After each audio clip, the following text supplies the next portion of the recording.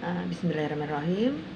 Selamat pagi anak-anakku semuanya, khususnya kelas 11 SMA Tanjung Priok Jakarta, baik IPA maupun IPS. Assalamualaikum warahmatullahi wabarakatuh.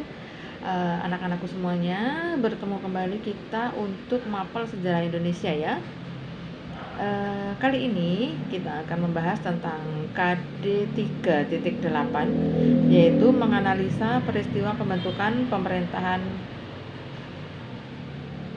pertama Republik Indonesia pada awal kemerdekaan dan maknanya bagi kehidupan kebangsaan Indonesia masa kini.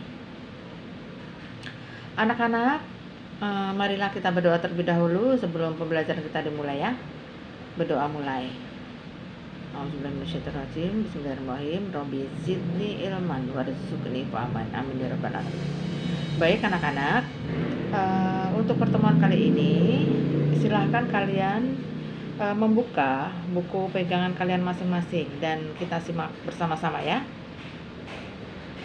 Pembentukan pemerintahan pertama Republik Indonesia itu bab 3 ya. Setelah kemerdekaan Republik Indonesia dibacakan, maka pada saat itu juga berdiri suatu negara dan negara tersebut dikenal dengan nama Negara Kesatuan Republik Indonesia. Akan tetapi, negara yang sudah terbentuk itu belum memiliki struktur pemerintahan yang jelas. Hal ini dikarenakan pada saat itu pemerintahan yang ada di Indonesia masih sepenuhnya berada di bawah kekuasaan Jepang, sekalipun Jepang sudah kalah dalam peperangannya. Oleh karena itu, setelah dibacakannya proklamasi, para pemimpin bangsa segera memutuskan dasar-dasar negara yang nantinya akan dipakai dalam struktur pemerintahan yang akan dibentuk, dimulai dengan penetapan UUD 1945, pemilihan presiden dan wakil presiden, hingga pembentukan departemen dan menteri. Akhirnya berkat jerih payah para pemimpin bangsa ini, bangsa Indonesia menjadi sebuah negara dalam arti yang sebenar-benarnya, negara yang memiliki struktur pemerintahan yang jelas dan sistematis. Pada saat proklamasi dibacakan, syarat terbentuknya suatu negara belum lengkap. Syarat-syarat terbentuknya suatu negara meliputi wilayah, rakyat, pemerintah yang berdaulat maksudnya, serta pengakuan dari negara lain. Untuk itu, segera dilakukan pengangkatan presiden dan wakil presiden serta pembentukan kementerian agama kementerian negara yang akhirnya bangsa Indonesia memiliki sistem pemerintahan yang saat ini kita rasakan.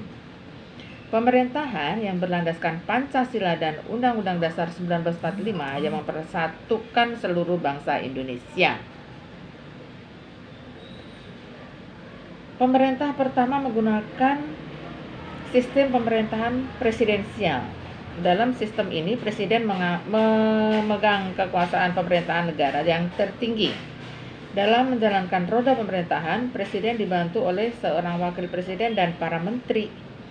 Hal inilah yang harus kita syukuri sebagai salah satu anugerahnya yang diberikan oleh Tuhan Yang Maha Esa, hingga kita dapat menikmati situasi pemerintahan saat ini tanpa perlu mengalami peristiwa-peristiwa seperti yang pernah dialami oleh para pemimpin bangsa. Akan tetapi, kita tetap memiliki kewajiban untuk menjaga dan mempertahankannya. Hal tersebut adalah tugas kita sebagai generasi penerus bangsa dan sebagai warga negara Indonesia.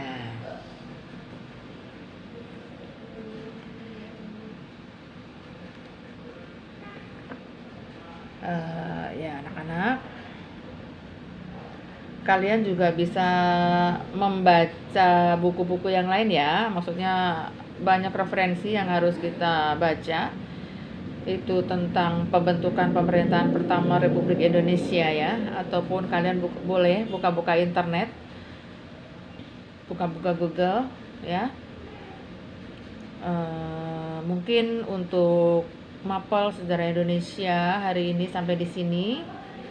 Jika ada yang kurang paham, silahkan menghubungi Ibu di 083875153673. Baik, Semoga kalian sehat selalu dan tetap semangat. Terima kasih.